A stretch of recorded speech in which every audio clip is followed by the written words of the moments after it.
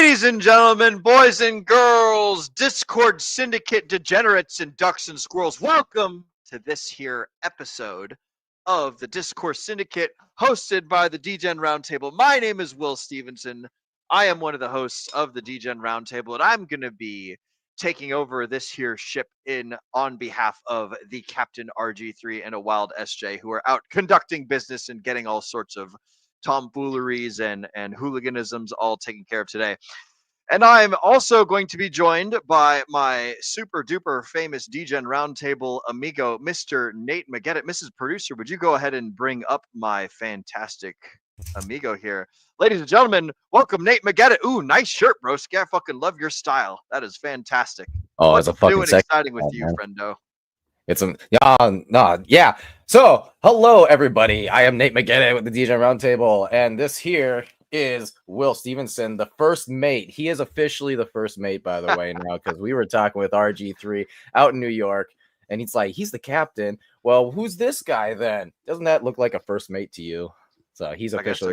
I could be the first mate. I wouldn't mind being like just a little swabby, just sitting down there like scrubbing the decks or like fucking charging the cannons or doing the whatevers. But fucking, it's a good ass time playing the pirate roles and doing all the fun stuff and doing all that It craziness. sucks to be you because you're just like, oh, all I want to do is go scrub the deck and all that, and the captain's like, nah, you're being my right hand man. Let's go. What a pity. What a pity it is. We've also got behind the scenes, we've got Mrs. McGettit being our producer tonight. She's standing in for a wild Estee show. Shout out to Mrs. McGettit as well. Behind the scenes, running the cameras. We've got the thumbs up from her. Bro, Nate, I had a thought while we were over on this. So for the folks at home, we just finished doing our Degen Roundtable book club. And I was thinking, man, you know, it'd be really funny is if I had like an apple in this hand and I'd be like, hey, Nate, you want an apple? And I just go like this or whatever. But like our cameras would have to be a little bit farther away from each other than they are right now. And then you just be like, oh yeah. And then you like reach over that way and you like have an apple sitting there or something. You just like grab your own apple and I like drop mine and be like, here you go, bro. You know, have an apple or whatever. I thought that'd be a fun little stream shenanigan and thing to do. But enough of that. Mrs. Producer, I believe that they do chat interactions and things like that on the Discord syndicate. So we'll go ahead and do a quick round of the chat motherfucking shout outs. I love it. Where we interact with the folks at home who are spending their precious hours. We've got Moonmutt, FN Hangout. Let's fucking hang out. Good to see you, Moonmutt, an IRL friend of mine. We're glad to have you here with us as well. Holy smokes, there's a lot going on in the chats. We got Melv Tony. Good evening, fellow Hexicans. Actually, Mrs. Producer, there's a lot of shit going on here. Just bring them up, and if there's anything super cool. And oh, look at that. We've got Moonmutt again. Mrs. McGettit, would you mind bringing up Mr. Crispy's first comment there? 15 minutes after the top of the hour. Quattro Cinco. Don't forget to fucking stake Quattro Cinco Hex for Quattro Cinco days on December 2nd. If you can't do it, do 55.55 to make this symbolic statement. I do believe that December 2nd, if I'm not mistaken, that will be the oh shoot, is it going to be 5 years? I think that's 5 years that Hex will have been out because it came out on December 2nd of 2019. So December 2nd of this year will have been 5 years of Hex being released. So yeah, stake Quattro Cinco Hex on Hex's birthday, and then 15.2 years from now you can get some cool shit going on. So shout out to you, Crispy Man. Good to see you, amigo. We've also got Bitfinex. If you can't afford Quattro Cinco Hex at these prices, you're not gonna make it. Yeah, that's true. Let's take a look. Dude. I was looking at the charts earlier. I pulled up GoPulse earlier right before the show, and it's showing like Communist, which is a Hex derivative. So like shout out to the gents over at Com over there. I don't know who made it, but I know it was some Hexicans that made it. It's essentially it's very similar in sentiment to like the icosahedron stuff. You basically get Communist for having staked Hex on the native service. But Com is up 125% on the daily. So that's pretty fucking cool. Shout out to all the baby dolls out there who got some Com in their wallets and are doing all that good stuff. But yeah, like prices are good. Things are going well. We just did the Richard Hart hearing, like what? That was like a week and some change ago. Almost that was just over a week ago. That was last Thursday. Holy smokes. Yeah, that we all sat in that courtroom and we listened to Ben and Mr. Goldie present their arguments against the Richard Hart lawyers and things, and then the judge wasn't having any of it. By the way, shout out to that judge. She was a smart cookie, bro. That was a good time. Yeah, yeah. For sure. You know, you guys, you and Zenith, along with SJ, actually like reenacted that whole thing. That was fascinating. I was at work at the time, but I'm just sitting here like I'm plugged in and I'm just kind of giggling along because, you know, I'm not gonna lie, Will, you played your part really badly. Okay. The reason why was because you were just too well spoken. All right. Yes. You weren't like stuttering at all and like trying to figure out how to say something without sounding like an idiot. You know, you were just kind of stuttered more then. Yeah, you should have stuttered.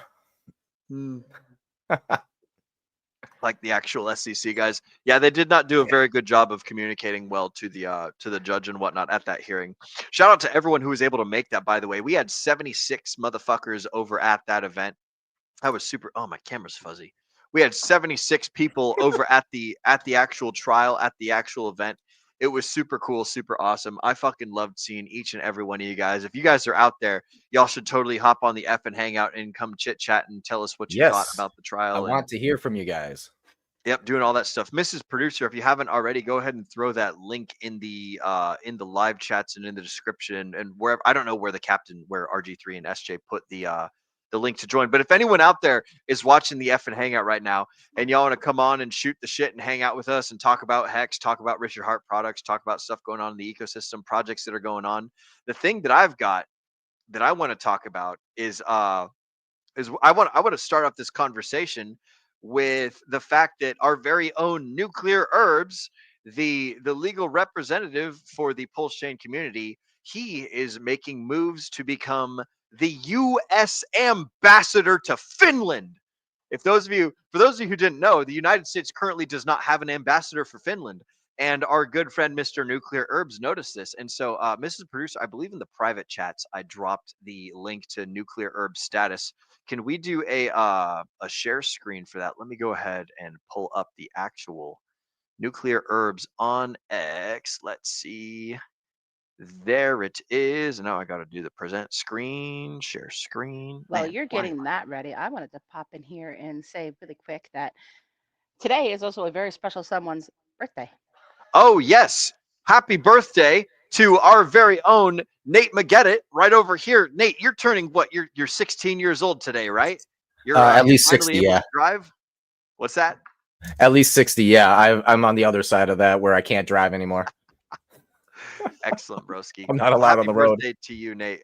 How's your birthday been so far? What's your favorite thing about what's gone on today? Lots and lots of work. Just literally lots and lots of work. I have not stopped working since I woke up. However, I'm going to yeah, okay. So I have two gifts. Are you ready for this, guys? You are going to love this. All right. So number one, this is a Wisconsin only beer. Wisconsin's where I grew up, and it's fabulous. It's one of my favorite beers of all time. But you know what I just got done doing? As you were talking, Will. What's that? I unstaked my first ever hex stake.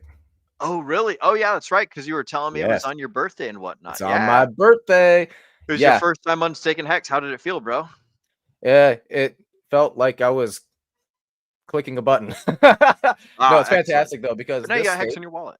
Yeah, that's a lot more hex, hedron, and everything in my wallet. I think it's fantastic. And actually, so that's only one stake. I have several stakes actually that are going to be coming out today. So I'm probably gonna be doing that while we're streaming here on stake and all my stuff. Nice. But I think it's really cool because I originally put this in when I first bought Hex, which was in I think it was August of 2022, and I was like, I want this to come out on my birthday. Should it be 2025 or 2024? And I was like, you know what? I'm gonna make my first Hex stakes to come out in 2024. And so here we are, this far, guys. Can you freaking believe it? Like we went through all of. You guys are all still here. We went through all that pain, all the downside and everything. And here we are. We're starting to go up again. Hopeful. Everybody is bullish and ready to freaking go. And I've just unstaked my first ever Hex stakes. Listen, does life get any better? I mean, come on. Oh, you know what? I know how it can get better. As soon as Hex hits $1. When we hit $1, man. That's wow. Better. T-share rate has wait a minute. Melv Tony, he had just posted up something about it's real close to getting 39 or 38,000 UNCH. What the hell is UNCH? Is that on a different blockchain? That's not PulseChain. I don't think that's Ethereum Hex. Melv Tony, I would like more information on it being 38,000. That's interesting. I wonder if that's on Ethereum. I could have swore that that Ethereum Hex was cheaper at the T-share. Oh, unchanged. Oh, I wonder if that's Ethereum proof of work. If that's what you're referring to, that would make sense to me because Ethereum proof of work is where Hex first launched, and then Ethereum changed to proof of stake, and then Ethereum after that changed to then we launched PulseChain. So that would be my guess, unchanged. Unless he's talking about, man, I am super uninformed when it comes to like all the technical stuff. But shout out to you, Mel Tony, for dropping all the number or all the information and all the stuff in the chats. He's always hopping in there with the price updates and doing all that good stuff. He is our live information gatherer. So shout out to Mel Tony. I see that he said good to see you earlier to me and to Crispy and to Hector Protector. That's awesome. We've also got some other fam in the crypto space. But speaking of fam, the thing I want to talk about, everybody, is this going on right here with Mr. Nuclear Herbs. So for those of you that don't know, Nuclear Herbs has this here forum policies for people. He is putting up it's like a community driven survey almost to appoint Nuclear Herbs as the ambassador to Finland. So if you guys click on this link. So, anyways, you go to Nuclear Herbs, like his public profile and everything. And again, Nuclear Herbs is super fucking awesome. He is our PulseChain lawyer. He's super crazy cool. But he's talking about voting, and everyone's doing the voting and everything. So he's running for ambassador to Finland. And he's got some other posts out here where he describes it. He's like, hey, look at this, check it out. The position's vacant. I want to fill it, so let me do the job. Thanks to all of you who voted so far, and here's the link to vote. I'll go ahead and click on this for you guys and then share this tab instead. So currently, the position of ambassador to Finland is vacant. Nuclear Herbs, an attorney who posts regularly on X, would like to be appointed the position. A former Navy officer and attorney who spent more than 20 years in practice, he is well qualified for the position and is eager to represent the interest of the United States overseas under a Trump administration. I'll go ahead. Oh, shoot, I got to log into this one. I already voted on the other thing, but I should vote on this one too. Let me see if I can sign up for that. Oh man, this is gonna be a whole process. I'm not gonna do that online, so I dox myself. But yeah, you guys should go check this out. Go to Nuclear Herbs. I signed on this tab over here. I went and I followed this this little thingamabob. This is the one that I clicked on, and I went and voted for him. So you guys should totally go vote for Nuclear Herbs and see about getting him appointed as the United States ambassador to Finland, which would be fucking awesome and super sweet and everything. So shout out to our good buddy Chuck, Nuclear Herbs, PulseChain lawyer, and all that good stuff. Nate, do you have any thoughts on this tomfoolery and on these shenanigans? Mrs. Bruce, I'm gonna go ahead and end your screen. Yeah, no, I'm over here thinking to myself, like, what is he gonna do? Like, what's the point of being an ambassador?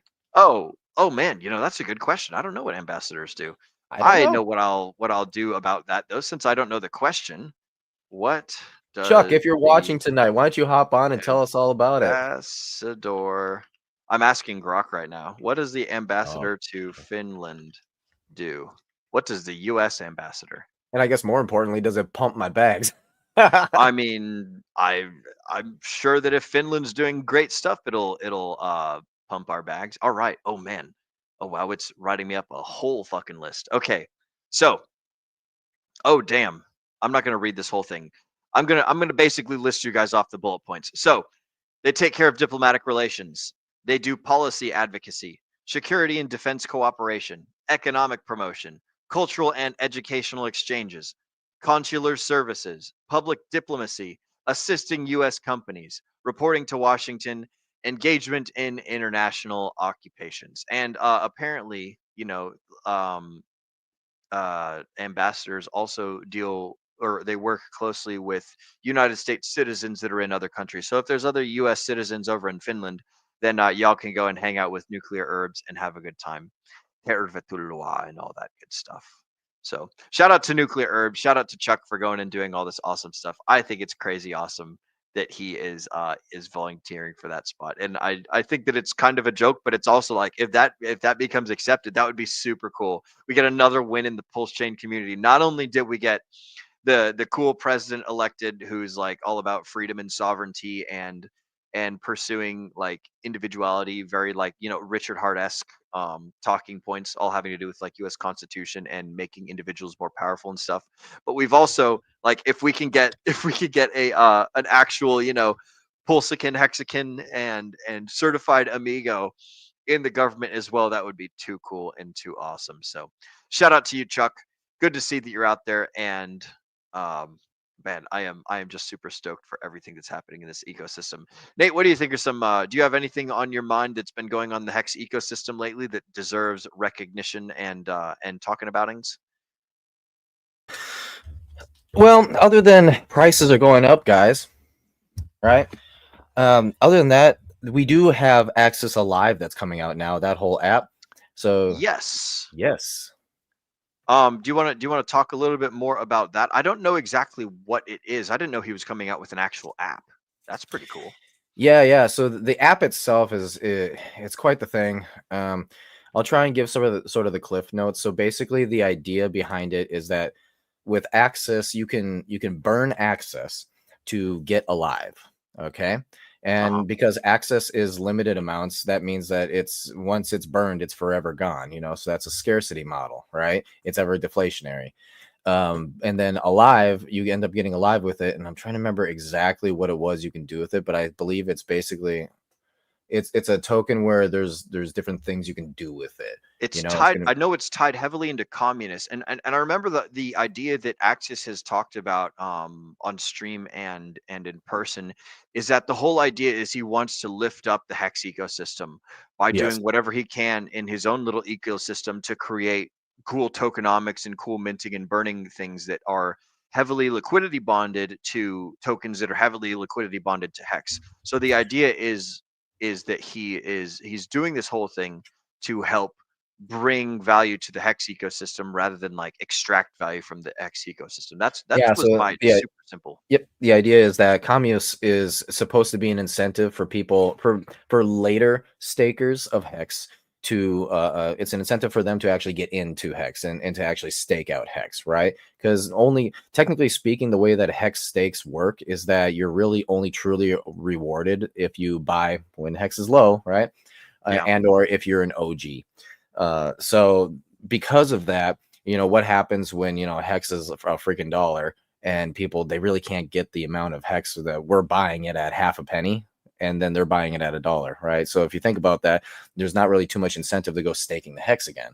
And that's something that we definitely want, something we definitely need, right?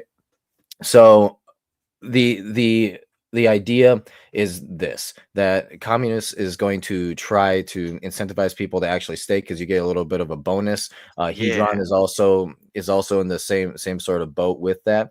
And then if you include those two together, then you also what Axis is trying to do is he's trying to be kind of like if you imagine, like if you have a balloon, right, and you continue to inflate that balloon, eventually, you know, whatever it's attached to goes up, right? Well, what Axis is trying to do is he's trying to make his Axis token like a balloon, okay? And so because he's making it a balloon, what he wants Alive to kind of like be like it's filling it up, you know, like this, and then it's attached to Communist, which is going to be attached to Hex. And the idea is the balloon is going to go up thanks to Alive, thanks to Access becoming more scarce, which then is going to bring up Communist, right? Yeah, because they all go together like this. And with that becoming more expensive, that's now the Communist is now an incentive for people to now go buy Hex and then stake it, because then they can get this thing that's going up with it, you know? So that's kind of the main idea, because Hex is really big, you know. So it's not necessarily you know, a good idea to if there's no reward system, right? It's a bad idea to just, you know, go out, buy some Hex and then stake it. And people aren't going to want that. It doesn't matter if it has, you know, 40% APY. people don't want to stake it out for 15 years if they've only got like, say, 1,000 of them, you know? So you need more incentive for people to actually do that. But that is the idea. And I think it's really good. It's part of what Axis has been working on.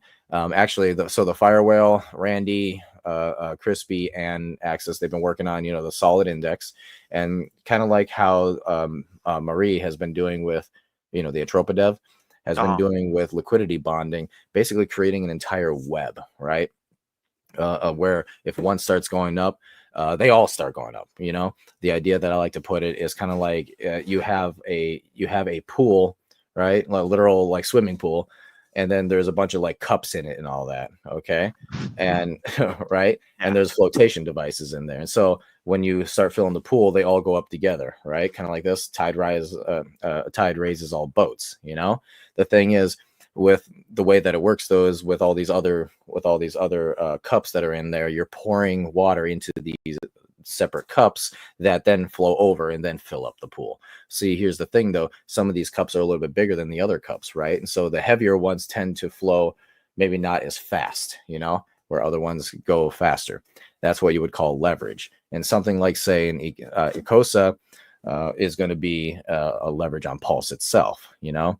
Actually, I had someone. So a little side tangent here, because I know I'm sorry if I'm causing people's eyes to kind of glaze over a little bit, but a little side tangent here. I had somebody the other day, and he was talking about like, hey, so when are we going to start seeing the Pulse alts, you know, going up? Because you know, I would think that they'd be going up by now. And I had to tell him, hey, you need to watch for the tip of the spear. The tip of the spear goes first. Okay, what's that going to be? It has to be Pulse. Okay, and what's the tip of the spear for Pulse? It's Ethereum. All right, so we're literally just waiting on Ethereum right now. You know, like Vitalik, dump your girlfriend, bro. Stop buying her Gucci bags with your Ethereum. Let's go. We need the price to go up, man. But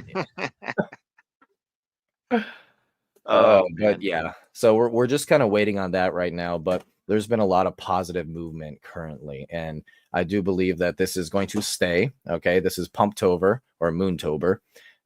My birthday month happens to be the Pumpamentals favorite game. So yeah, I do believe that this is we're currently in a good position. It's kind of like just a hold and wait sort of deal at this point. Hell yeah. Speaking of things like speaking of things stopping, on the flip side, there's other things starting. I was scrolling through and checking out like what's like brand new in the PulseChain ecosystem. I just read a tweet from David Feeder. Shout out to David Feeder, by the way, one of the fucking OGs out there that is helping PulseChain validators be more real for everybody. Not only is he out there like offering his own validating service, he'll do cloud validating for you where he'll run all the machines and everything, and you just get the reward sent off site, and he charges a small fee for like actually providing the service. He also sells validators to people. He sells the I don't know if it'd be called an ASIC miner or if it's some other computer hardware thing, but he basically sells all of the hardware needed for people to spool up their own validators. But he's also working on getting more validators up and running where he is at right now. So that's pretty freaking cool. And he worked with the Degen protocol. Shout out to those guys as well for creating validator NFTs. If you guys are not wealthy enough, or you don't want to spend 32 million pulse to spin up your own validator, you can go and buy some NFTs over at the Degen protocol, thing, and you can have 1/64th of a validator for 500,000 pulse. So like David Feeder's going through some absolutely awesome stuff, and that's another cool thing that's happening right here right now. Nate, have you done anything with validating? I know that the Project Pi guy, he was with us as well over at the PulseChain tour. Did you have a chance to speak with him at all? No, actually, when it comes to validating, I am not a part of that space at all. Yeah. I do have a thing on this where I was talking to Robert about validating because you know, shout out to you, Robert. You're excellent. It was great to hang out with you out in New York. We went on a sandwich run. It was fun. But the thing that you need to understand is that we're all at a different place in our investing career, right? And for me personally, right now, it's not a good time for me to go validating That's not the time. Now, I will say next cycle, I think it'll be a great time. And I do, with my longer term plan, I do intend on validating. Absolutely. However, as of right now, the way things are currently, it's not a good time for that. Really? Okay. What is the reasoning for that? PulseChain is as cheap as it's a pretty good buy zone. So if folks are looking to scoop up a whole bunch of it to start spinning up the validators, like this is a good buying opportunity. It might not be a good time to lock the pulse away into a validator because I don't know how all of that stuff works, but it is a good opportunity if people need the raw material to spin up a validator, then it's a good time to buy the fuel anyways. That's how I see it and how I take a look at it. Yeah, I have great respect for validators because here's the way that I have a tendency to look at things, right? Mm-hmm. So as of right now, PulseChain is a city. All right. Now, what does a city need to run properly? Well, one of the things it needs is, like, say, electricity. Okay. So what is a validator? A validator, I see it as kind of one of the mainstays, one of the main utilities that is going to help the city run. Okay. Yeah. Kind of like how the electricity works, right? Yeah. So I have great respect for people who validate because that's helping the city to run properly. Otherwise, what is it? It's a dead chain and nobody cares for it. So you guys who are validating, you're the ones who are helping out the city the best. Yeah. That's like they're powering all the transactions and everything. And we've got something like last I remember the stat was like over 45,000 validators. It's probably way higher than that by now. I would presume it's somewhere in like the 48 or 50,000 validators spun up all around the world and doing all that good stuff. But it's like there's a lot of people out there that are paying the cost and doing the and they're getting rewards for it. It's not a sum zero thing, but like, oh shoot, what was that? I thought I just scrolled past something that I thought was relevant. What was I talking about? Validators. Yeah, you get rewarded for it, but it's like I think 4 to 8%, APY or something like that, which is that's a decent price. It is what it is. And I think that PulseChain, if I'm not mistaken, PulseChain is an inflationary token, but it also deflates anytime that there's a transaction. So similar to Ethereum, the amount in circulation can go up, the amount in circulation can go down, just depends on how many people are paying how much for gas and how busy the network is and things of that nature. So I'm not going to try and talk on that too much because I am not a subject matter expert when it comes to PulseChain validations and stuff. But I thought that was pretty neat as I was scrolling through the Twitter. I'm taking a look at these comments right here, and it says like we got from Guitar Gardens. You can still have 50,000 validators and have a dead chain. So far, it's just useless memes and rug pulls. Well, you are free to think that, Mr. Guitar Gardens, and I wish you the best. The chain is as valuable as the people make it. So if the folks are coming on to the PulseChain and they're buying the hex and they're staking it, then awesome. If the people are coming onto PulseChain and they're creating meme coins and they're buying and selling it, awesome. As far as I'm concerned, any action is good action. It's better than absolutely nothing. As much as I hate to see people infighting and doing all sorts of the craziness, like it's like when you see your brothers tussling with each other in the living room and they're kind of like beating each other up and pulling each other's hair. It's like, I wish you guys wouldn't do that. But as soon as it comes time for the family to come under attack, then they snap out of it and they lock arms and they go like, all right, now we're charging the enemy or whatever. So it's good for the time being, and I wish everyone would be more fun and have more positive vibes and everything and do all that good stuff. But okay, so what he's talking about is useless memes. Now here's something that people don't understand. Memes are a technology. Yeah. Okay. But here's the thing that people get confused about. They think about technology as like some sort of utility thing that is going to help out. I mean, think about Uniswap, right?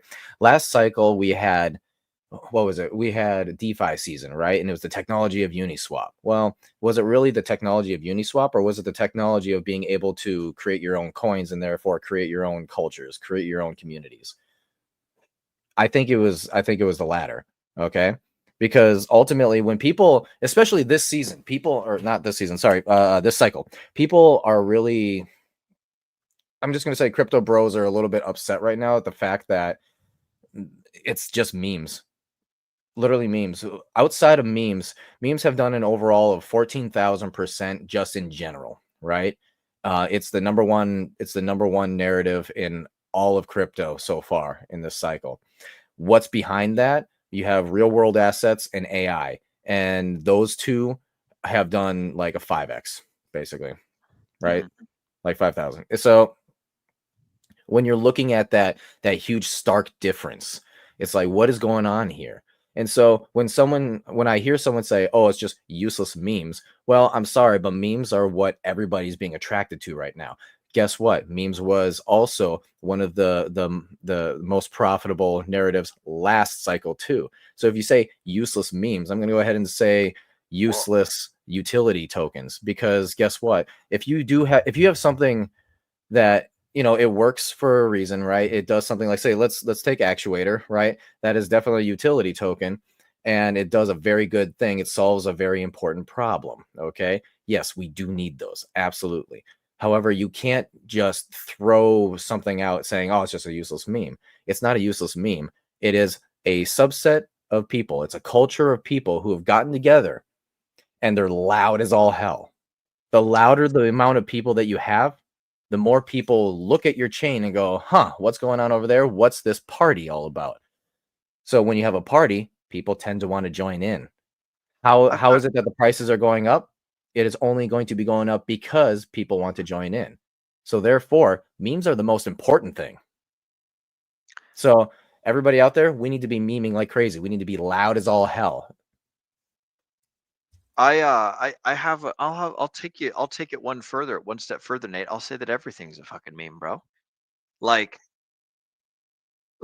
a meme is just a thing that occupies mind share and people recognize and they think about. It could be funny jokes, it could be a football team, it could be a political leaning, it could be some coin that was invented by some dude named Satoshi Nakamoto, right? Like if I were to hand a machine gun to a salamander, the salamander wouldn't know what to do with the machine gun. He can't make anything useful out of that. As far as he knows, it's just some useless piece of garbage. Like people will gather behind an idea. People will gather behind a series of, what's the word I want to use here?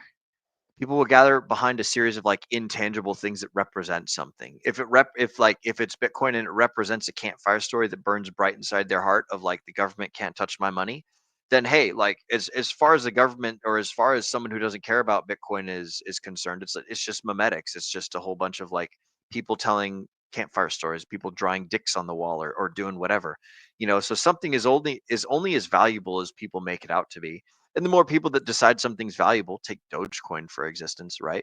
Like it's not something that is like, it's not something cool. It doesn't, I mean, it had product market fit, you know. It was relevant for the time being, but it doesn't do anything. Things don't have to do anything to be valuable. Hex doesn't need to necessarily be considered awesome because you can stake it and burn it and stuff. People could like the logo, people could like the color, people could like the fact that it's decentralized finance, people could like the fact that it's, you know, it's got 3 letters and it's really catchy, or it sounds like a fucking a witch's potion that she's going to cast on you or something, like to get you to do some behavior. People could like things for all sorts of different reasons. So brushing things off as a meme and kind of dismissing it is like, oh well, you know, that's fine. You don't have to believe in it. Like some people don't like hot dogs, some people don't like pickles on their hamburger. Not everything is for everybody. So like if you're not interested in what's going on in the PulseChain, then, you know, I would encourage you to make something better, whatever that might be. Hop on a stream, or do some posting, or, you know, come and talk to me and tell me that I'm wrong, like respectfully, of course. Like we're all going to be adults and everything here, but like I'm I like anything that's engagement. Any attention is good attention. You know what I mean? There's that whole outrage marketing aspect that we could go into, but I think that any sort of thing of people saying your name is good. And if people are saying the name of PulseChain because there's memes going on, then great. We're getting market share and we're getting attention economy from it. So I'm all about it, and I think Yeah, it's just exactly. fun. The attention economy. That's what's really important, right? Yep. Because I mean, think about it this way, right? Maddie's out there. He's going. He's flat out.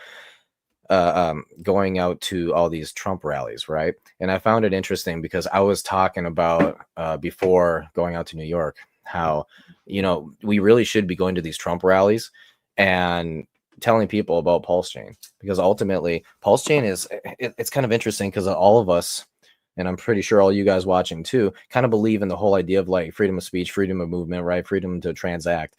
And this whole thing is kind of blown up when it comes to Trump, right? Now, obviously, I'm not being like, oh, some political crap, right? I don't care about that. I'm looking at the types of people, right, who are supporting Trump. And the types of people have a tendency to be a lot like us, you know? And so what is it that they're missing that we have, though? Okay, it's this thing called PulseChain, Hex, right? Yeah. That's what we have, because we have a brighter future. They're relying on someone like Trump to take over, basically. To make their future for them, you know. It's like, Daddy, come and save me. I'm not going to save myself with my own actions. I need someone else to do it for me. Is that the direction you were taking this? Yeah, a little bit. I think what they're missing is they're missing the true, because they're still in the fiat system, so they're missing true money. And that's what we're doing here, is we're bringing in true money. You know, we're trying our hardest. And by the way, there's a lot of great creators out here, but we're trying our hardest to be able to change the system, so to say. Now, part of this goes into my theory that I've been looking at since 2023, basically literally last year. And I was the first one to ever quote this, was the governments of the world and the institutions of the world can't control Bitcoin. So what are they doing with it? They are building a fence around it. They're building a fence around it to try and control it as much as they possibly can. Okay. So I'm sorry, Bitcoin maxis, but it's a little bit late. You've been compromised. Okay. Well, that's a good thing why like Hex was made, right? Is because they don't have, like, they're starting to surround the old things. They're starting to surround Bitcoin. I don't know how far they are with getting Ethereum, but like Bitcoin, it's like, yeah, there's ETFs. BlackRock's got a shit ton of it. Michael Saylor's got a shit ton of it.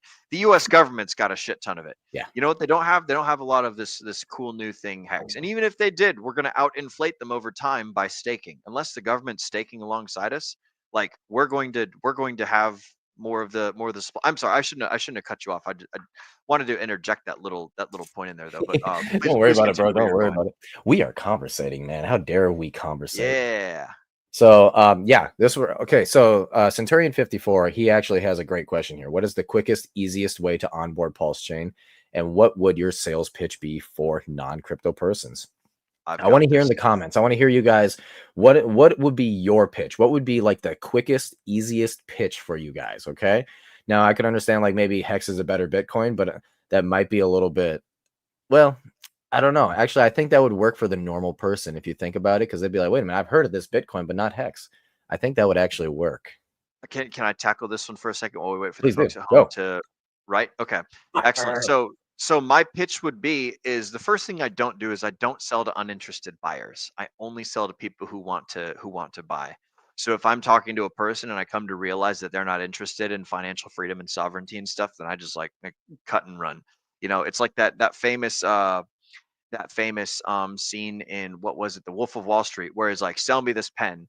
And then the first thing that the Jonah Hill guy asks is like, okay, do you need a pen? Do you want a pen? And the dude's like, no, not really. And he's like, okay, well, get the fuck out of here. I'm not going to waste my time trying to sell you this pen when you don't need it. So so first things first, you make sure that you know your audience. If they're not interested in getting sovereignty, if they're not interested in financial freedom, if they're not interested in decentralized finance, or like breaking out of the matrix, that's probably the thing that you can get them with. If you're looking to generate interest as someone who's like on the fence, be like, look, is the thing that you're in not working right now? Are you satisfied with your financial setup and the way that like banks work and the way that like money works and the fact that they can freeze your money and all that stuff? Are you happy with that? And then if they answer yes, if they answer no, then you know where to take it from there. But let's presume that they answer yes and they want to be onboarded. What I would do is I would take them to hexscout.com, and I would go to hexscout.com/support. And then I would run them through the literal steps in that page, because The dudes at Hex Scout made a fantastic onboarding process. It describes everything, it gives all the information, and you can hop to different points in the onboarding process based on like what the people are interested in. If they only need a little bit of information and they're ready to rock and roll, then you can just skip to that part and show them how to onboard into Hex. It tells you how to like set up a centralized exchange on like Kraken, on Coinbase, on Binance, whatever, you know, and then it shows you how to onboard into ETH, how to use the native bridge, how to go over to hex.com and buy the Hex, or like go to Uniswap, or go to CowSwap, or 1inch.io, or go to PulseX. You know, ideally you'd want to get some Ethereum or some USDC on a centralized exchange, bridge that shit over into PulseChain, and do all the stuff over here where the transactions are cheaper. But if that's not an option, then and you want to do everything on Ethereum, then it explains how do you do that over there too. But hexscout.com/support is the way that I onboard people. It's super easy, super simple. And if they don't want the information, and if they don't want to know how to do stuff, they just want the end result product, then like it behooves you to do the steps for them, but to like kind of show them the process along the way, so that way they start getting their toes wet, they start becoming more financially free. And then, you know, you can set up a wallet for them and have them write down their own like security password, seed phrase, and then show them how to make their own wallets after that. That's one thing I did with my sister when I onboarded her, is I not only made a wallet right there in front of her, but I also like showed her how to make her own wallet, and then like handed the laptop to her and be like, okay, now you go to metamask.io, now you go to Rabby Wallet, now you go to Internet Money, and you make your own wallets, you make your own things, and like these are different things that you can do. And depending on how much information they need, depends on how much of the onboarding process you go through them, you go through with them thoroughly, or how much you like, okay, well, let's just skip to the buy Hex and the stake it part, or let's just skip to the buy PulseChain and, you know, go and start a validator, or buy some PulseX and sit around and wait, or buy some ink and some, I don't know, PulseChain, and then throw it into one of the farms on PulseX or something. Like there's tons of things that you can do, but the idea is you need to be discerning enough to gauge where they're at as an individual, and then kind of like attack that with the highest efficiency actions as possible. And I highly suggest Hex Scout. Hex Scout is super duper easy. They have all the information right there. It's super nice. You can take them to hex.com as well. They walk you through a lot of the process over there too. I really like the Hex Scout interface personally, because like they have all of the links, they have everything. They have a portfolio viewer over there. They have a staking mechanism over there that will let you stake natively or stake HSIs. You know, if you want to be able to tokenize your Hex stakes and move it wallet to wallet, you can do that there too. They got so many tools over on Hex Scout, hexscout.com. That's super awesome. And like, don't take what I'm saying as gospel. Like, go check out all the Twitter pages for Hex Scout. Go check out your other vetted cryptocurrency influencers, and make sure that the links that I'm telling you are legitimate. Don't just go to it because I said so, right? Because I could be some asshole on the internet that's trying to scam you and take all your money. Now, obviously, I'm not, right? And everyone's going to say that, but like, you know, like freaking, you shouldn't trust anybody in the space at their word. You should trust them based on the way that their words align with reality. So don't just go out there blindly believing people. But that's how I would personally onboard someone, is I would take them to hexscout.com, and I would literally walk through the entire onboarding process, which they made super duper simple over there. Another thing that's really easy, shout out to BBK.bomb. He made a tutorial, like a YouTube playlist for onboarding people into crypto, where it like goes from zero to hero, from 0 to 1, like person knows nothing to person knows enough to be dangerous. So shout out to BPK Bomb, shout out to Hex Scout, shout out to hex.com, all the folks that are out there making fantastic onboarding process. Actually, shout out to Whitney Magic too. I saw recently that she brought together a whole bunch of people over where she's at, I believe in Texas, where she just gathered a whole bunch of people together that were like cryptocurrency curious, and she gave a talk to them in her like living room, or in some venue somewhere. So I saw that on Twitter as well. Shout out to Whitney Crypto. Shout out to all these people out there onboarding. Hex Tam, fucking Wild SJ, all the Maddie's doing a really good job. Maddie's doing a really good job. Yeah, shout out to fucking Maddie, going around to all these Bitcoin events and just being a nice, presentable person, talking about all the things that the Bitcoiners want to hear, and then like surreptitiously slipping in all of the Richard Hart talking points, and then like what Maddie does is absolutely brilliant. He builds rapport, he builds trustworthiness, he builds a sense of like, hey, we're on the same team. And then he starts talking about other things that he believes in. And because he's built this, like if you just go up to somebody and you start talking about things that you believe in without first like getting onto their terms first, then you're going to put people off as you approach them. So like you need to only approach people that you're friendly with, and you need to like be very careful about asking people to believe in something that you think is really important, but until you first provide them value, right? This is one of the things that Richard did when he was doing his outrage marketing. Is he would make people laugh, he would get the shock value, he would dress funny, he would do all the stuff that people like to see, and that's providing value to people. That's filling up the bucket of happiness inside of other people's minds before he would then talk about like, decentralized finance, and he would talk about hex, and he would talk about the financial systems being all wrong, and sovereignty, and personal betterment and health and all the stuff that's in sci-fi everywhere. What he did was he first solved people's problems that they had with no expectation of profit, with no strings attached, no nothing. The way that you get people into your funnel, into your world, into your frame is you first provide value to them on their terms, and then from that point, then you can start interjecting and cleverly weaving in just little bits and pieces of your own stuff. If you go up to somebody, it's just like, like when you're dealing with women. If you just go up to a girl like first thing on a date, and you just walk up to her and you just like say, hey, I want to get married to you and have a bunch of children, you're probably going to turn her off. She's probably not going to Fat want chance that. of that. From 0 to 100, bro. Like people aren't going to like that. They're not going to like that at all. First thing you got to do is you got to make people feel comfortable. You got to make people feel loved and feel appreciated. You have to do the things that generate interest with them, right? You can't just show up and expect to have people on your team at first. So this is something to think about when you're onboarding other people: is solve their problems with no expectation of anything. It's man, we read a fantastic book on this on the Degen Roundtable Book Club 2 weeks ago called Debt by David Graver, where it talks about the way that humans work in most societies is they do favors for each other. It's the oldest currency in the world is debt, is his thesis of this book, David Graver's. The oldest currency in the Social world debt. is debt. What's that?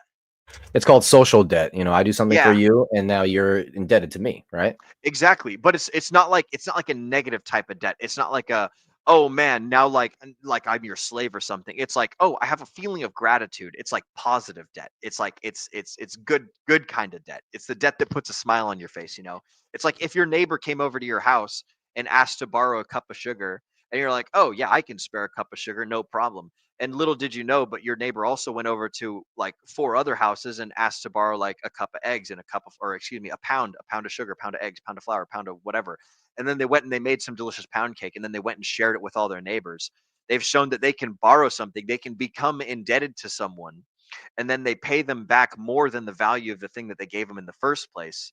And it's yeah. So anyways, when it comes to onboarding, the point is generate value for other people. And then after you've generated value from their perspective, and then after you've generated value from their perspective, then you're free to start, slowly putting in the stuff that gets them to like follow you and believe in the same things that you believe. It's just like religion. It's the same way as like proselytizing and evangelizing. You go out and you make people feel good, and you show them that you're living a good life, and you get them interested in the things that you're doing to the point where they start asking you, and yada yada yada. So anyways, all that to say, that's how I would onboard someone into PulseChain. And it takes a bit of effort, but that's literally, hey, that's proof of work, baby. That's proof of work, proof of stake. So that's how I would do it. How would do you have a system that you use for onboarding people, Nate? Have you had to deal with that at all at any point? Well, I can tell you Fast Abdul's way of doing it. He Uh-huh. just says he just says say that if you buy PulseChain or Hex, you'll have a bigger dick. Oh, yeah. I mean, that's one way to do it. That's essentially that's the same thing that I said, but like really fast. It's like Yeah, 0 to because 100. the question was, what's the quickest and easiest way to onboard on PulseChain? I mean, So yeah, you here's the should be way that I careful would do about it. giving people It- giving right people promises, here, for but anybody who's asking, okay, this is the way I would do this. I would uh-huh. simply say, hey, all right, so you do realize that you're losing purchasing power. Do you remember when the McChicken was $1? Mm-hmm. It's $4 now. Mm-hmm. Now, imagine you had something where you actually kept that value. Imagine you had something that was outside of that rigged system, where there's a lot of people who print this money for free and they don't care about you. In fact, they're using you as basically slave labor because you need to get that money and able to survive.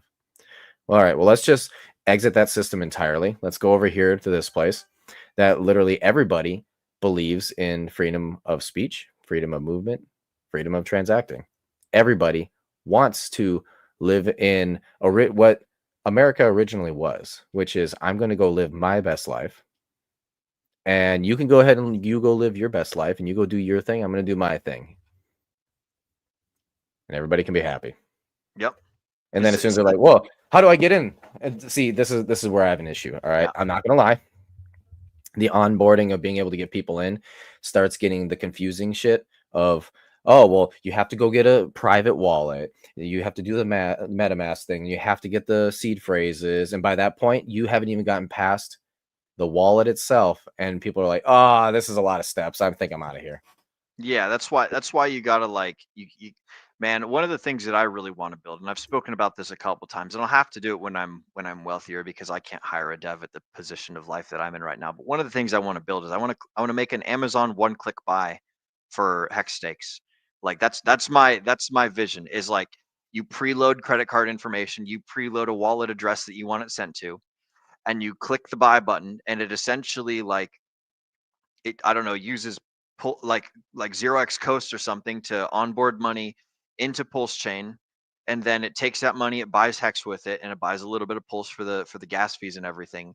It goes over to the icosahedron protocol or to the blockchain or to some DApp somewhere or something, and it creates a Hex stake instance, an HSI, which is a wrapped Hex stake. It tokenizes it, turns it into an NFT, and sends it to that wallet that you typed in the beginning. So it's like it's a bunch of steps, and basically like I can do it with my mouse. Okay, so but we're talking about onboarding though.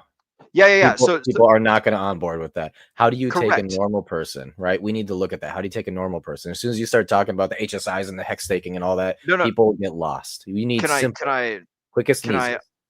Yeah, so the reason that I want it to do all of those things at one click of a button is like I want there to be some way to get people in without like, oh hey, you have to sit through a bridge for 30 minutes. Oh hey, you have to go make a Coinbase account. It's like, no, credit card, wallet address, click the buy button, and then boom, there's a like if you want a $250 fucking hex stake, then you click $250 button, you click the buy, and then it gets sent to that wallet, bazinga, and there it is, you know. And like it'll obviously need somebody to walk them through the process of like, hey, like I'm going to like walk your hand through this point. But once people understand how, like, I mostly want this for me because I'm lazy and I don't want to bridge my money. I don't want to fucking spend all the time going through the process and clicking all the buttons myself. I want this tool for myself, but I think that it would be super useful to have an Amazon one-click buy button for hex stakes, and it just automatically Quattro Cinco stakes whatever the dollar amount that's denominated is. Right? Let's say it's like $100 or $1,000 or $10,000 or whatever. Maybe there's one for 100, there's one for 1,000, one for 10,000, one for 100,000, one for 1,000,000, or something silly like that, where it's just got a whole bunch of preset numbers. You select the size that you want, you click, you put in your credit card info, you click the button, and there's probably some fee because credit cards, you know, cost money, and then there's slippage and whatever the hell, right? But I want this tool to not be like a profitable tool. I just want it to function function as an onboarding tool, right? Function as an onboarding tool. Yeah. I'm not looking to make money with this thing. I want it to be like a thing that has a net zero of profit or loss. So like it costs what it costs to run. And you know, maybe there's some benevolent whale out there that just donates a whole bunch of pulse to make it like have gas for however long it needs to run, you know. But like it needs to have some way of turning dollars into hex and then turning that hex into a stake and then sending it to a wallet. Right? Those are the things that I want this tool to do. It's just a super simple Quattro Cinco like hex staking thing, and it's like, hey, congratulations! Now you're locked in for 15 years, baby. You're a cultist just like me. You can emergency end stake it if you want, but you lose all your fancy valuable monies and everything. So like that's my vision. That's the tool that I want to make that it will, and it's not like anything fancy. It's not some brand new tech. Like I don't have any lofty dreams. I'm not fooling myself thinking that this is some super cool and awesome piece of tech that'll like change the world. But it's just like this is something that I kind of want because I'm selfish. And so, I'll probably see to it that it's made, and it'll probably cost me way more money to make it than it'll ever be worth. But this is a thing that I think would be nifty. And so like that's something that I'm going to aim to make at one point. So if any of you guys out there are devs and after I get rich, you want me to hire you, then I would love to hire somebody that's a super cool dev that can make these things. I know I've talked to Kool-Aid about it. I've talked to some other devs and whatnot. And it is a question of money for sure, because I don't have the finances to fund it because I'm not super wealthy right now. But one of these days, if I ever am, that's a tool that I would like to make. That's a thing that I think that would make me happy. I don't know if it'd make the ecosystem happy, but it would make me happy. So I'm going to do it. But yeah. Well, I mean, that's really all you can do. Yeah. Just do what makes you happy, right? The issue that I've been noticing when it comes to onboarding is I'm trying to envision myself literally on the streets. Okay.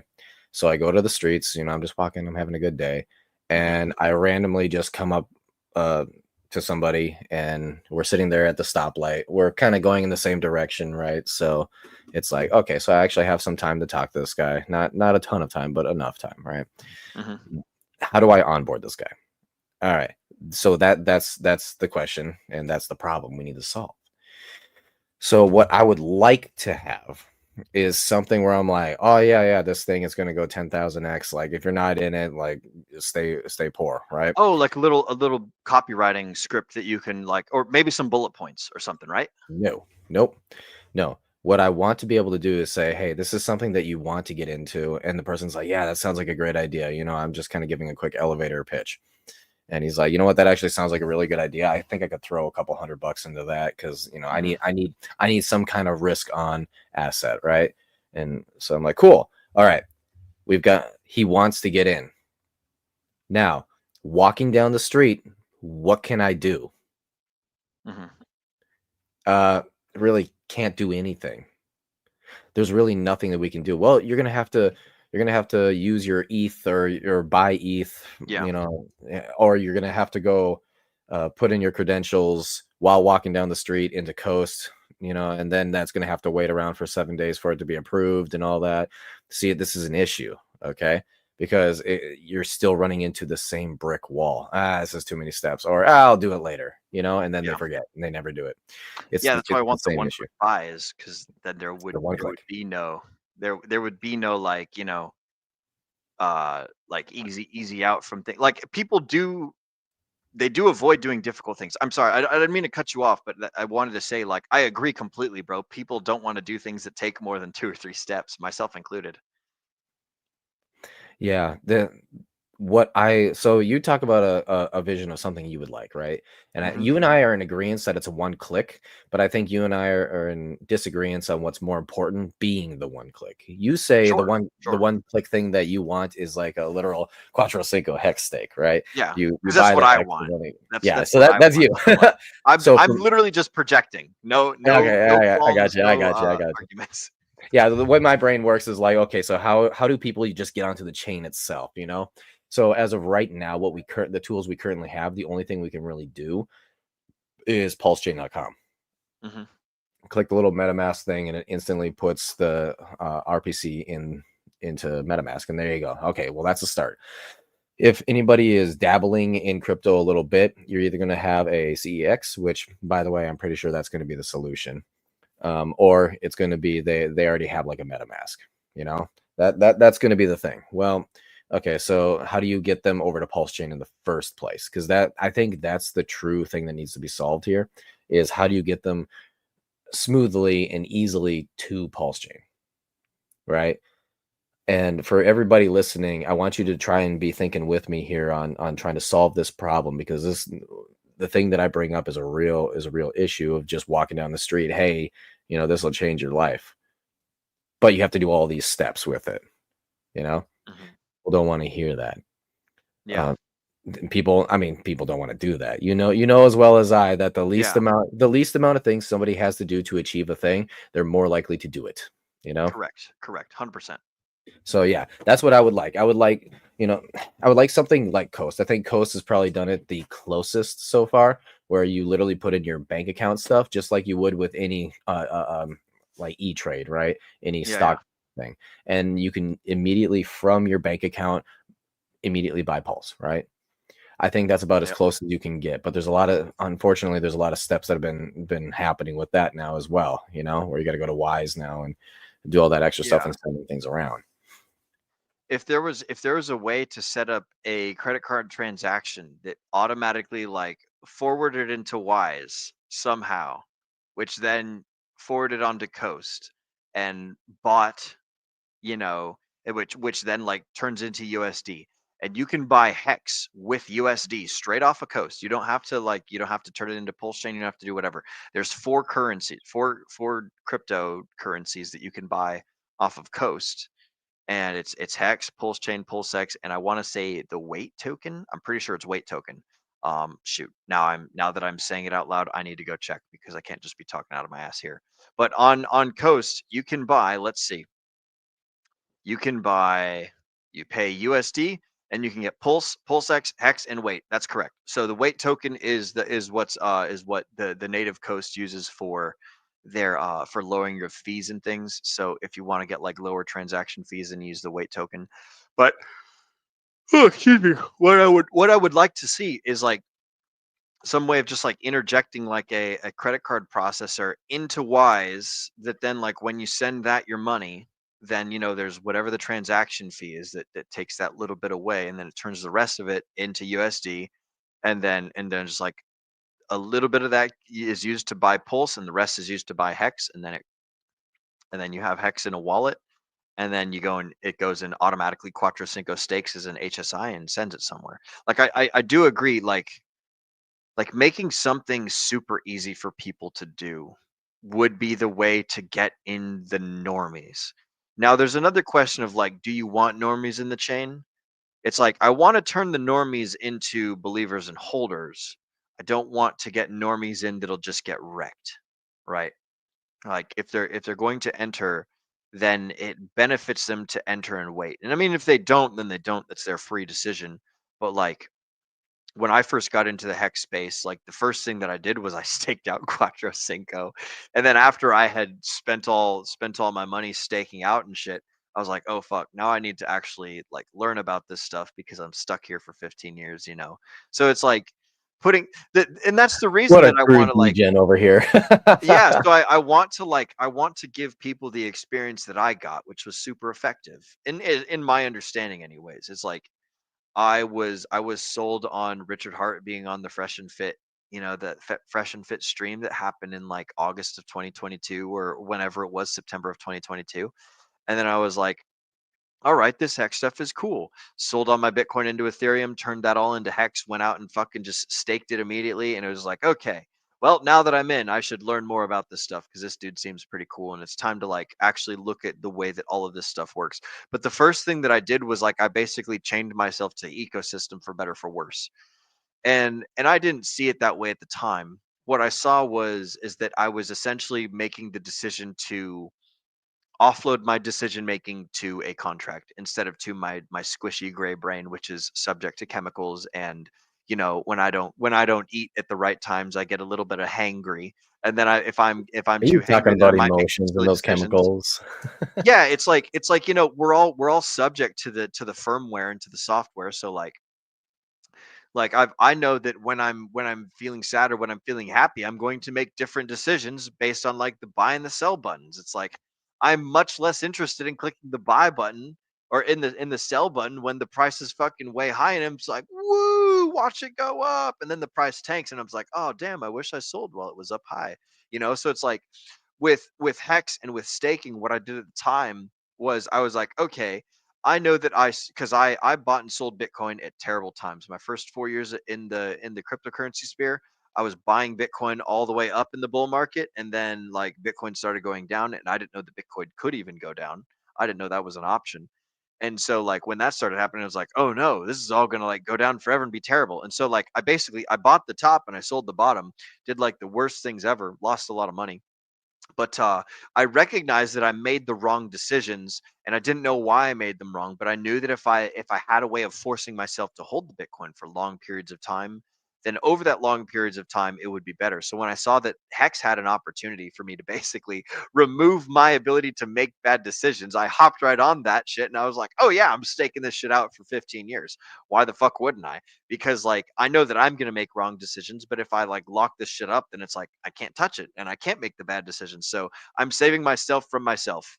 So like that's how I saw it, and I would like to project that feeling that I had onto other people that also recognize that they make bad decisions all the time and give them an opportunity to make good decisions instead. So that's the reason why I want to make this super easy hex stake thing, is not only because I'm selfish, but also I want everyone else to feel the wonderful like sense of relief that I felt when I first got into it. And then like you can take your time getting into this stuff. You got 15 fucking years, right? Like I happen to like it pretty damn immediately. I started reading Sci-Vive. I started going to the courses offered by Charlie and Miguel. Shout out to DCC and Cultivate Crypto with their crypto mindset course. Those guys make some excellent teaching material.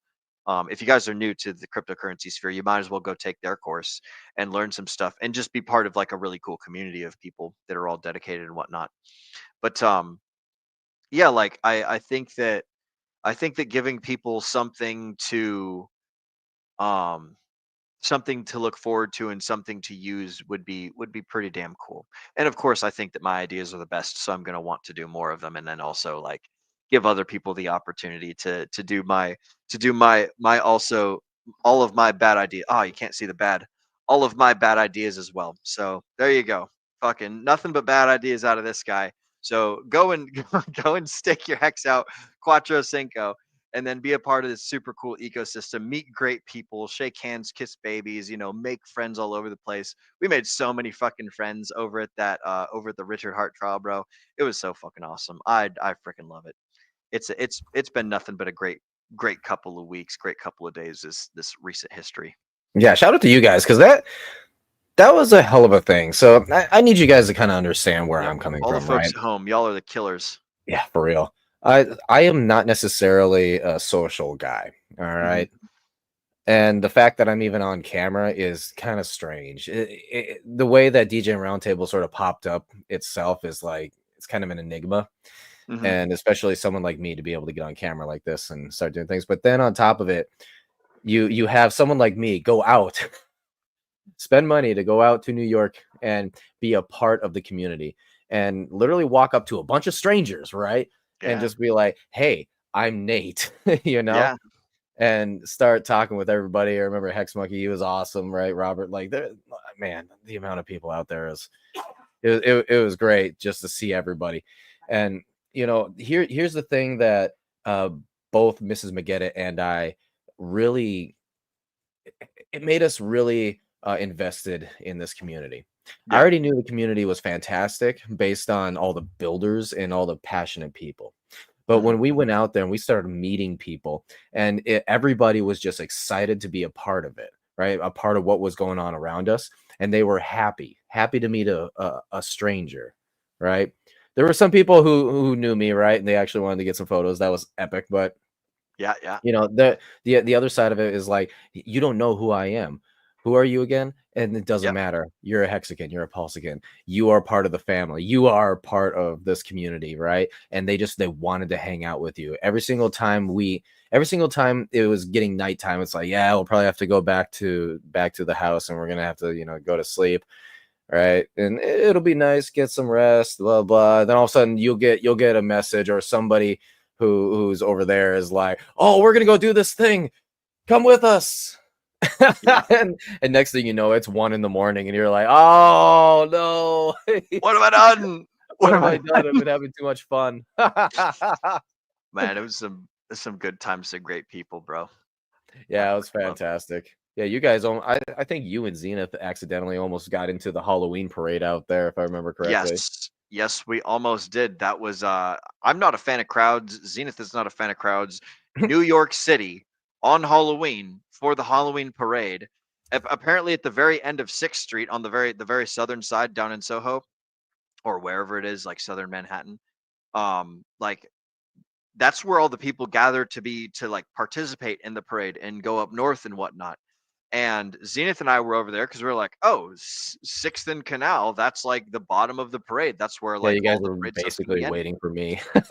Yeah, well, so we were trying to find a good spot to meet up with people, and there was a ton of people everywhere. But eventually, like, you know, we caught up with you and Mrs. McGettit. We caught up with RG3 and SJ, and we had a great time. It was super fucking cool, man. It was super awesome. Before we get too far from the onboarding, I wanna go back and highlight some of these chats and things. So, Mrs. Producer, I'm gonna call out some timelines here and some people, if you wouldn't mind pulling up some chats at about 10 minutes past the top of the hour. Um, we've got, or excuse me, 11 minutes past the top of the hour. We've got Fast Abdul is commenting about how much is your bank paying you? Mine's paying 121% interest or 121%. Can you find that one? Yes. So back to the subject of onboarding tools. This is a good one-liner. If you ask your the people that you're talking to, like, hey guys, how much is your bank paying you to keep your stuff in savings? Oh, what's that? 0.5%? Oh, no kidding. Mine's paying 121%. Haha, psych. You know, I am my own bank. So that's one way that you can get people into this stuff. So shout out to Fast Abdul. Right underneath that one, Mrs. Producer, is Heximofo. Wrapped hex stakes through hedrons are turned into NFTs and they could be sold on Amazon as a pre-made stake. This is correct. You can do that, folks. Just like you can sell an NFT on anywhere else, you can like go on Amazon probably and like write down on a piece of paper, like say, hey, there's an NFT like on the seed phrase on this piece of paper, and I'll fucking mail it to you or whatever. There's probably some way you can do it with smart contracts and stuff. But yeah, shout out to one mech Heximofo. You could totally sell HSIs on Amazon. You can sell them on OpenSea. You can sell them on fucking Facebook Marketplace. You can sell them all over the place. I freaking love wrapped hex stakes. They are so useful. Right underneath that one, Mrs. Producer, is Tin Top. My onboarding pitch is to explain that it's cheap and easy to make money while you sleep on PulseChain, and that seems to grab most people's attention. Most people in the West are interested in making money while they sleep because we recognize that like we're not going to be, we've only got 8 hours a day, so if we're not making money while we sleep, then we are not making money. It's the thing. It's a bit of a buzzword, meaning passive income, right? There is no So passive. It's just yeah, less active. Yeah. yeah. I mean, I guess it is passive income technically, but it's a Yeah. buzzword at this point. And so Sure. if you do say it, people will be like, "Oh yeah, really cool. How It's do a you do that?" meme. Yeah, there Yeah, you go. Make a yeah, it's a coin out of it, meme. and then It's a meme. it'll probably fucking sell somewhere. Somebody's gonna make a coin out of it. I like it. He's got Tin Top's got another couple comments beneath that. If they understand the principle of earning compound interest instead of paying interest on the things they want, they can have more things in the long run. Absolutely right. And then one comment right beneath that one, Mrs. Producer. Once they have the desire to participate, getting them familiar with the technology is less of a barrier. They have to be inspired first. You're 100% correct. That's what I was talking about earlier, and I agree with you totally there. You have to answer the question of like why. If the people aren't interested in the why, then they're just simply they're not gonna want to do the stuff. So shout out to you, Tin Top, and to you, Mr. Fast Abdul, and also Heximofo. You guys are great. And then, you know, Greylock's coming in here at 18 minutes past the top of the hour, just underneath. Oh, actually, yeah, and I like fruits as well. So, Mrs. Producer, if you go back to where we were, have you heard of Hex? It's better Bitcoin.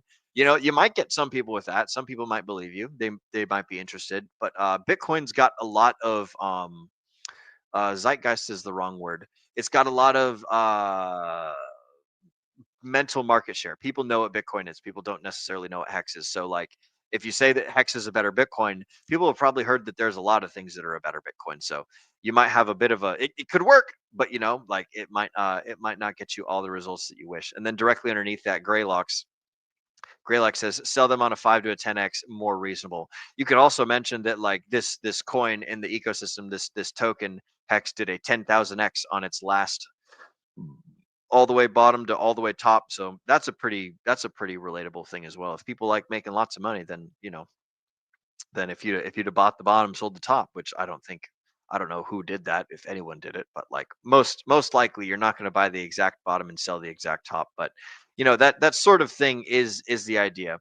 Mrs. Producer, at about 9 minutes past the top of the hour, Robert Saunders said, "Yes, you sell feelings," and I gotta say that like it's partially correct. Oh, and shout out to your little profile picture as well, Solar. All praise the sun. I fucking love it, bro. So that's a good game, and I don't know a whole lot about Dark Souls, but I like your little profile picture there, broski. But you do have to sell the feelings, right? You have to like people don't remember the things you say; they remember the way that you make them feel. And it's up to you to be a benevolent person that uses that power for good only. It's kind of like what Jordan Belfort was saying in the book of the Wolf of Wall Street book, The Way of the Wolf. It's like when he teaches people the techniques of salesmanship, he says you have to like use these to help people. You shouldn't use salesman techniques to take things away from people. You should use it to enable people to get their goals accomplished. So you do have to sell a feeling, and that's all of life. Is you have to sell people the feelings when you tell your dad that you love him, that you appreciate him, like raising you and stuff. You're being genuine and you're selling him a feeling. When you tell your teacher, hey, thank you for teaching me at school, like you're selling her a feeling. When you tell your kids, like, hey, I'm proud of you, good job, like swinging the baseball bat and getting the home runs, the kid's not interested how much of his stats that you've tracked. He's interested that you're making him feel good, and that like you're recognizing the work that he's doing, and like leading him around in the right direction. So everything in life is about selling feelings. Even when you're dealing with your boss at work, like if you tell them all the numbers and you don't give them like inspiration, then they're not going to give you the raise, they're not going to give you the promotion. So like everything in life, every human interaction that you ever do, you're better off working the feelings angle and maximizing making other people feel good in life, um, for getting both what you want and helping them get what they want. You'll be way more effective targeting the feeling sector rather than the logic and the reasoning sector. Just look at any advertising campaign. They make you laugh, they make you angry, they make you feel FOMO, they make you feel sad or whatever. Whether it's Sarah McLachlan like singing about like, oh man, all these puppies are dying, you should donate your money, or like some like bounty commercial that's like, oh, look at this doofus, he spilled all this Kool-Aid all over the couch and now we have to clean it up with bounty paper towels or whatever, right?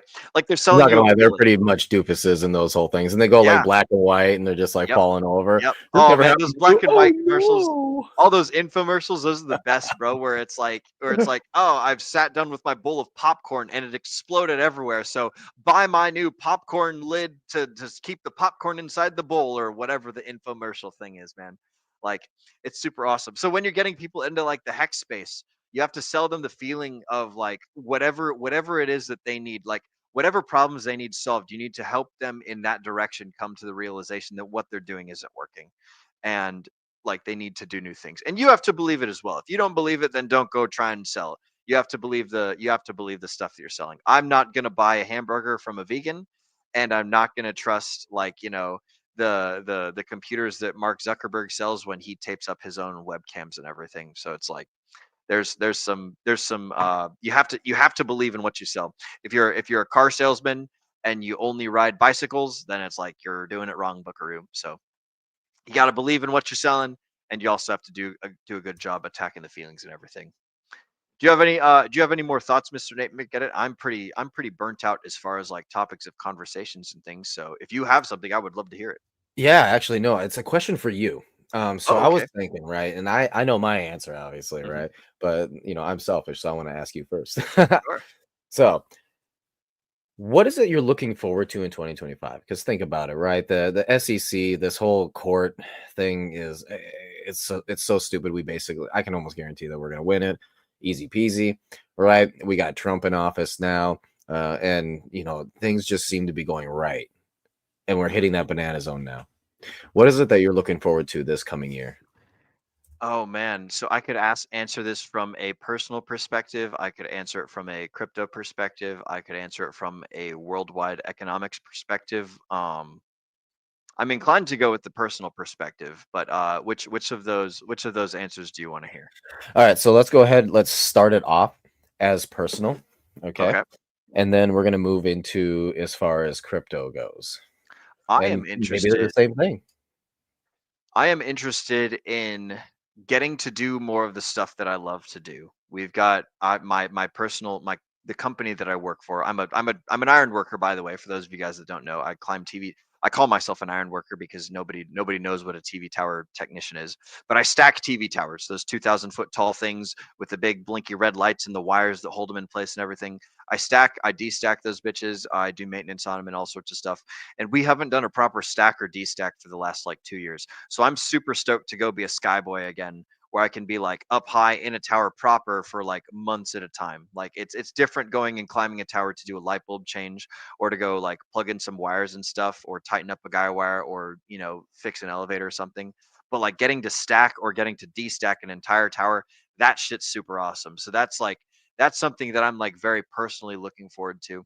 Another thing I'm looking forward to is presuming that crypto stuff goes well, and I make some decent money to the point where I can buy my time back and I don't have to work for money.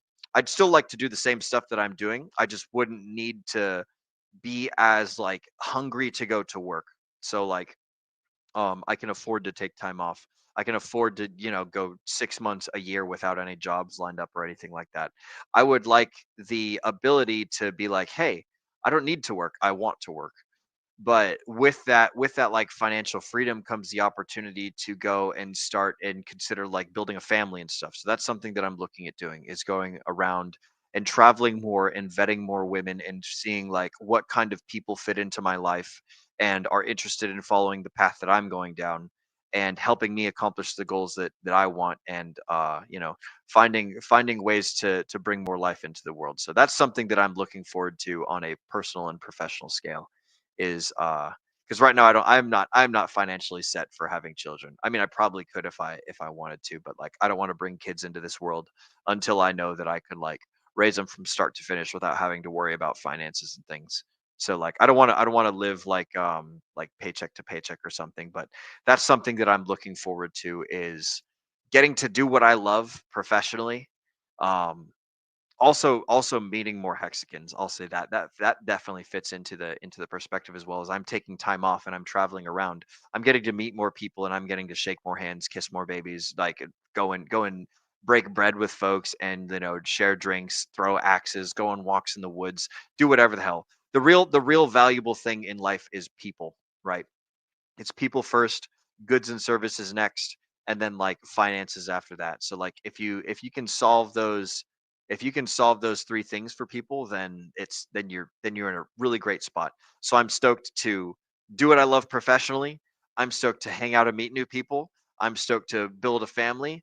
I'm stoked, or at least have the prospect of building family, because who knows? Maybe nobody decides that like this is someone that's worth having children with. But I think I'll be able to at least snag one or two in there or something like that. But anyways, those are things that I'm interested in, as far as the personal side goes. What were the other ones that I had said? Uh, like economically. Do the crypto side now. So as Cool. far as Oh, crypto crypto side, side. what are you looking forward to? Yeah. I am super stoked to be selling some of the tops and buying more of the bottoms. I think that I mean, I don't know if it's going to happen in 2025, but I'm ready if it does. And if the top never comes, then okay, well, I guess I'm stacking dry powder for longer then, and buying more of these delicious juicy bottoms for however long they're with us. I'm always down to stack more T-shares. That's always something that I'm interested in.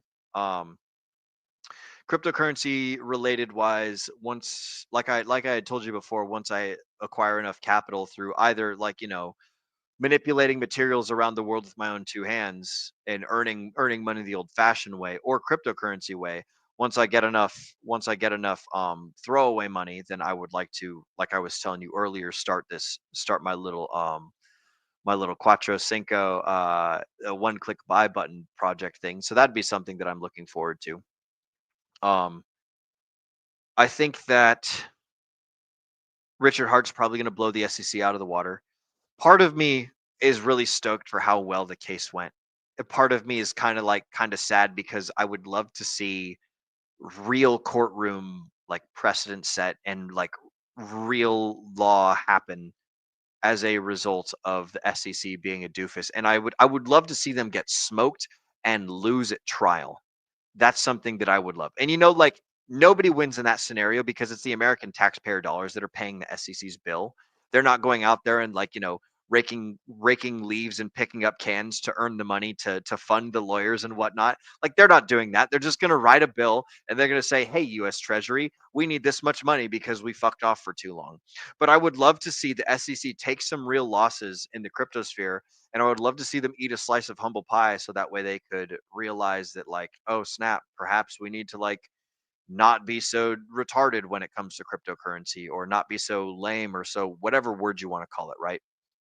Like that'd be something to be awesome. So if the case gets dismissed, I'm super happy. If the case does not get dismissed and goes to trial, I'm also happy because I'm positive that we're going to smoke them in either scenario. And so I'd love to see some precedent set, and I'd love to see all that stuff happen. What else is happening in crypto that I'm super excited about? I mean, you are the first mate now, Yeah, I am. I guess I'm the first mate of the Discourse Syndicate. I would like to buy a boat. That'd be pretty cool. A nice, good, square rigged ship. I don't know if RG3's got his sea leg still, or if he's more interested in the retirement chair than the active at sea chair. But I would like a boat. That'd be pretty cool. I'll carry the torch. It'll be fun. It'll be great. What about you, bro? What are you looking forward to? What's some stuff that's on your horizon? I'm gonna flip your same question back on you. Oh no, what a terrible thing, Yeah. even though I asked the question first. So for me, here's the thing. Now, as at the top of the show, you asked, "Oh, how has your birthday been going?" Yeah. And I'm like, well, since I woke up this morning at 7 o'clock in the morning, it's been nonstop work.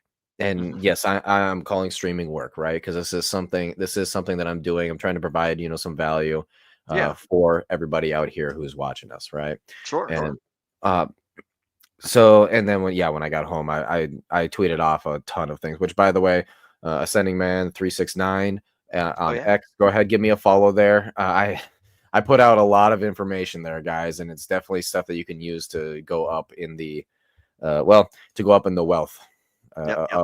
of Hex and crypto. But with that being said, I am looking forward to being able to buy back my time. Right now, like I like what I do. Okay. I do like what I do. However, if I had the choice to buy back my time, I would not be working. The reason why is because there's other things I would prefer to do. You could call them hobbies or whatever, but I've probably got about 5 of these things that I would prefer to become very well adjacent in, as of right now, I have my job and I have one of these hobbies I can focus on, just one. And the one that I currently have is crypto, right? So if I had the ability to have 8 to 12 hours back every single day of my life, I would then be able to at the very least do 3 or maybe even 4 of these, right?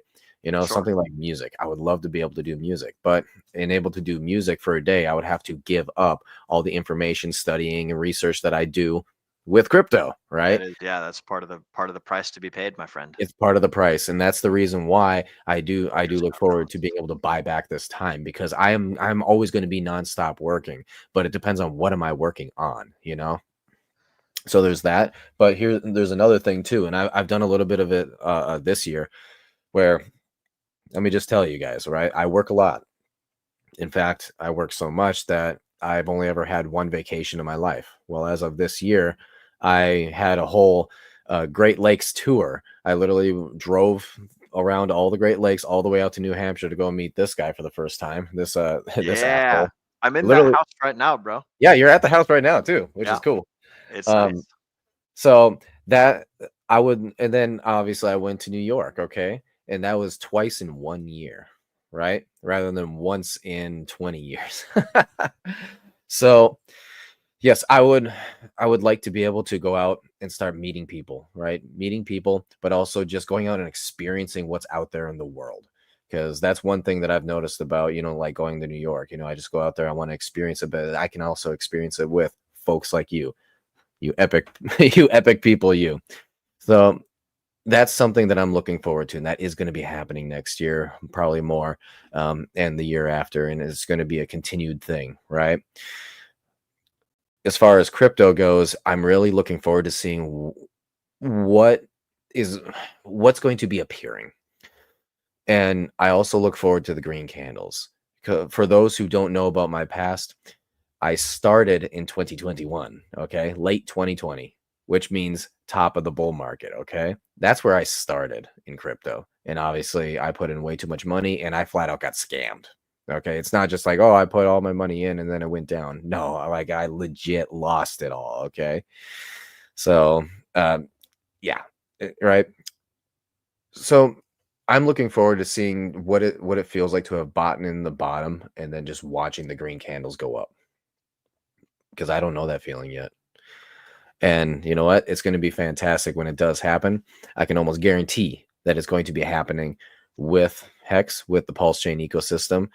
Richard Hart clearly has a very good plan set out. I think some of these plans are a little bit deeper than I think a lot of you understand.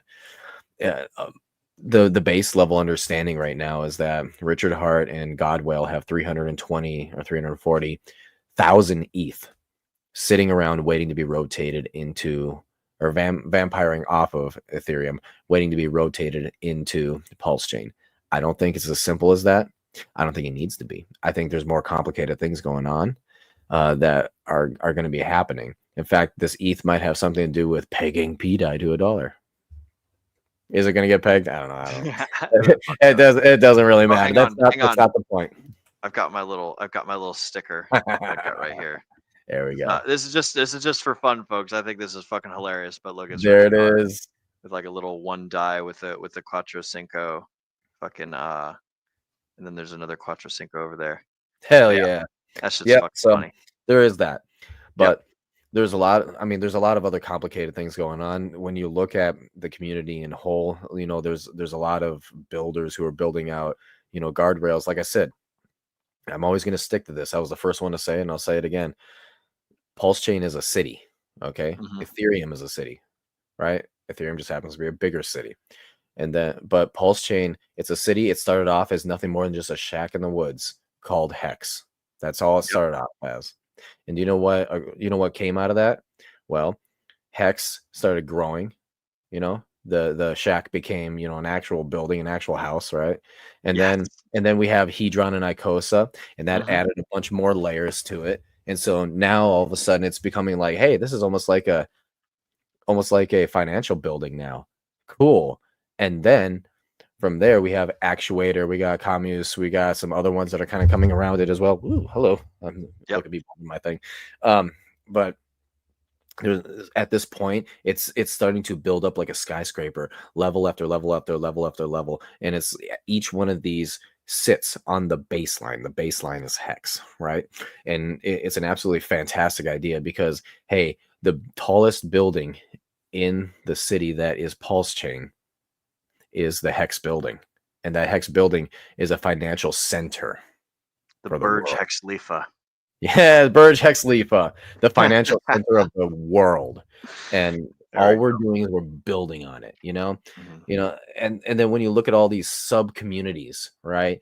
You know, Tangang, we got a Tropa, you know, we got the P Stables, right? We got the Alien guys. Yeah, aliens. We got aliens in our city.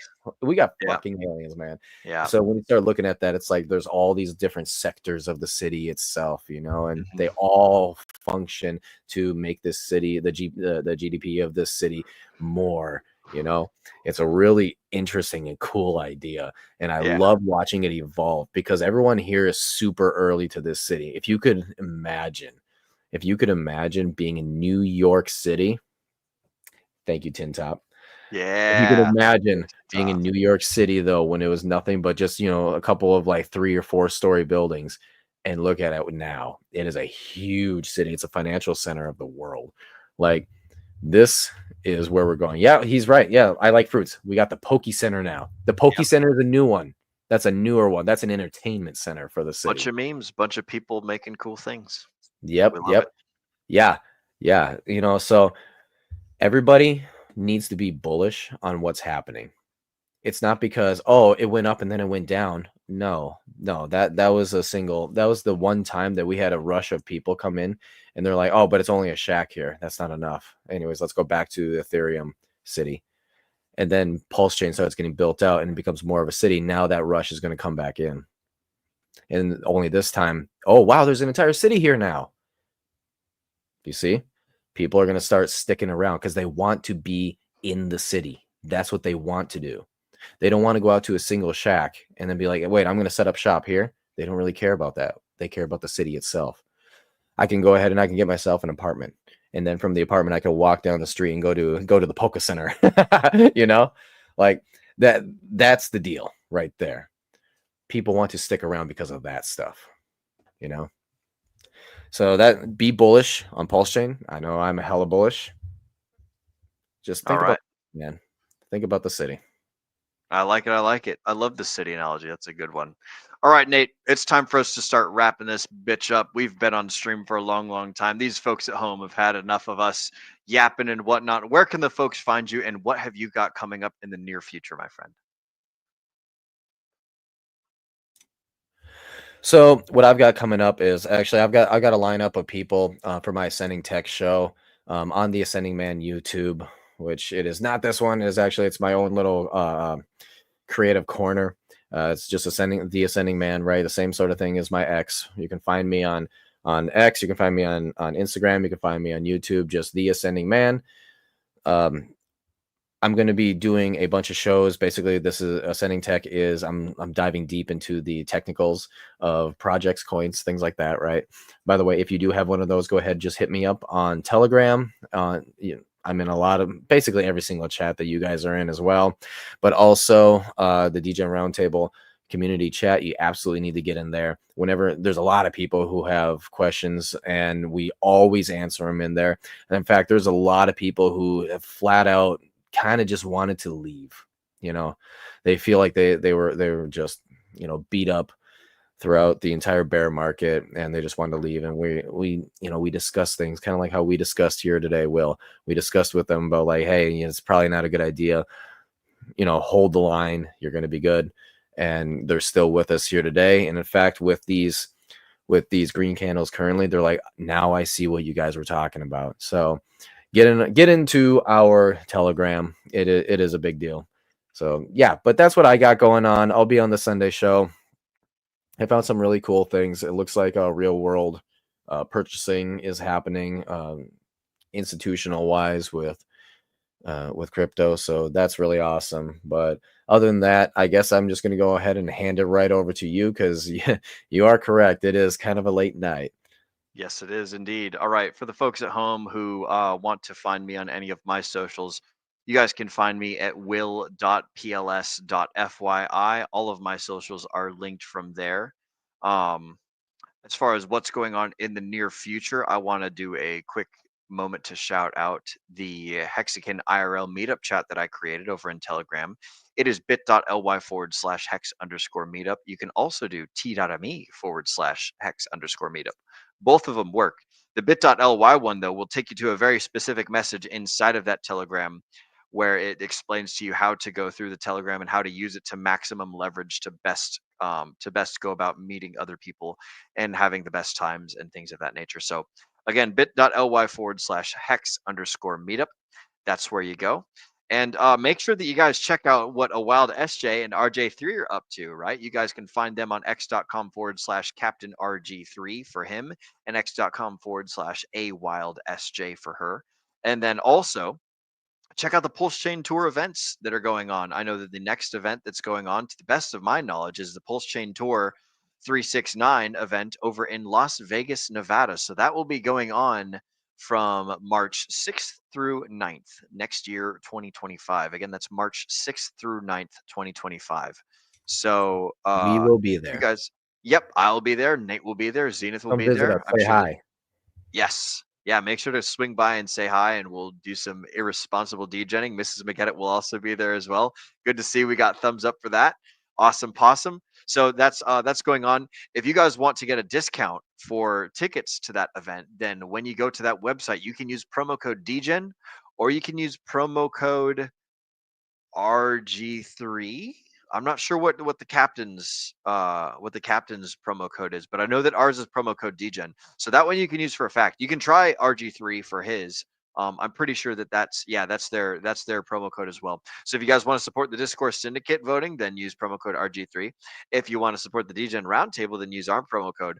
I don't think that we get any kickbacks or anything cool from it, so it's just a cool fucking little it's a little vanity metric. Right now, I think that we are really close in the running against Axis Alive. I think he's got like 1 or 2 more ticket sales using his promo code than the Degen Roundtable does. So you can use his code if you want to. By a little bit. It's the opposite, and it flipped. Oh, it that. is. Oh, we're beating him. Hey, okay, keep us in the lead, okay? Yeah, keep us in the lead. And if you don't like us and you don't like what we're doing, then by all means go ahead and use Axis code. But yeah, we're competing with Axis. So use Degen if you want us to win. If you want Axis to win, then go use his code, whatever that might be.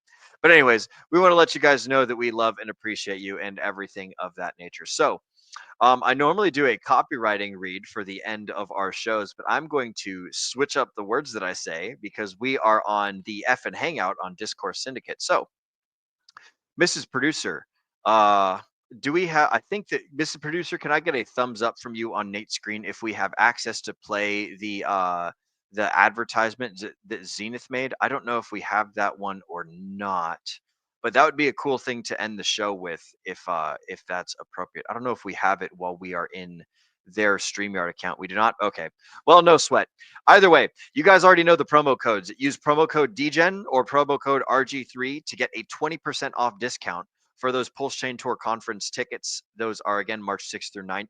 This promo code is only good for another 11 days. So on November 20th, this promo code, or shoot, it's either November 20th or November 15th. Now I don't remember. So whichever one it is, get your tickets now before the promo code stops being worth only 20%. After that date, it'll drop down to some other number, maybe 15%, maybe 10%, maybe 3%. I don't fucking know what the new percent's going to be, but you can only get 20% off for the near future, and it's up to the 15th. So there you guys go. That is the information. Now, time to read the end of show copywriting. Oh, and also go check out the Degen Roundtable over at youtube.com/@Degen Roundtable. It's in Nate's name right down there. You can't miss it. You'll have a good time. We stream every Wednesday, every Friday, and every Sunday at 8 p.m. Eastern. Right before the captain goes live, we actually do our book club. So this is whenever we do this, it's usually a 4 hours of nonstop streaming for the Degen Roundtable fellows. But anyways, that's not important. What is important is that I want to thank you all for spending your valuable time with us here on the FN Hangout with the Discourse Syndicate. As Agent J of the Degen Roundtable often says, we know that time is your most precious asset, and we appreciate you investing it right here with us. Ladies and gentlemen, my name is Will Stevenson, but more importantly, you have been watching the Discourse Syndicate's FN Hangout. And Mrs. Producer, go ahead and get that trigger figure ready because it's time to remind all the folks at home to remember to Degen responsibly.